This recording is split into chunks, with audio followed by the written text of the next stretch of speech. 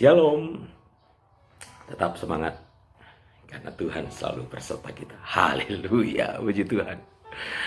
Seorang penulis buku yang sangat terkenal, pasti Bapak Ibu Saudara tahu. Namanya Rick Warren. Salah satu buku yang sangat bestseller berjudul The Purpose Driven Life. Saya akan sedikit mengutip apa yang disampaikan beliau dalam buku itu ya. Beliau mengatakan bahwa Christianity is not a religion, but it's relationship with God through Jesus Christ. Artinya bahwa kekristenan itu bukan agama, tetapi hubungan dengan Tuhan melalui Yesus Kristus. Saudara, Yesus datang ke dunia bukan membawa agama baru. Karena agama itu adalah pengertiannya cara manusia mencari Tuhan. Sedangkan kekristenan itu adalah Tuhan yang datang ke dunia mencari manusia melalui kehadiran Yesus Kristus. Sehingga tidak heran dengan jelas Yesus berkata, anak manusia datang untuk mencari dan menyelamatkan yang hilang. Lukas 19 ayat yang ke-10. Yesus datang ke dunia, bahkan sampai ia mati di atas kayu salib, supaya manusia kembali memiliki hubungan dengan Tuhan. Kita dilayakkan untuk menikmati hadiratnya yang tak terbandingi oleh apapun.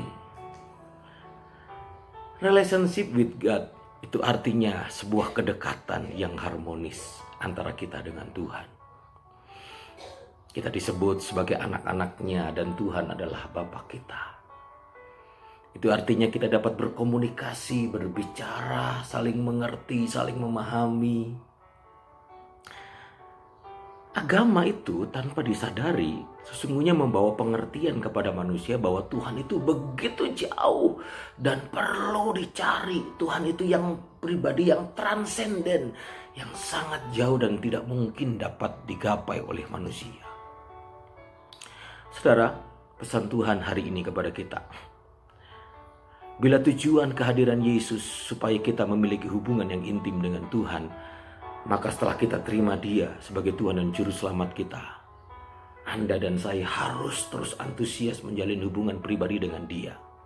Kita harus terus libatkan dan andalkan Dia dalam segala situasi dan keadaan.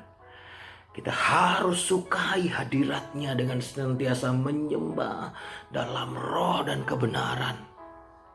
Kita harus terus baca dan hidupi semua firman-Nya dalam segala aspek kehidupan. Apalagi saat ini Bapak Ibu Saudara, ketika ibadah itu dibatasi, yang menentukan kehidupan Anda dan saya adalah hubungan dengan Tuhan. Ketika rutinitas keagamaan itu dibatasi, tapi karena Dia datang ke dunia bukan membawa agama, tetapi hubungan pribadi, maka Anda dan saya tetap memiliki hubungan pribadi dengan Tuhan. Kita dapat menghampiri Dia dalam situasi dan keadaan.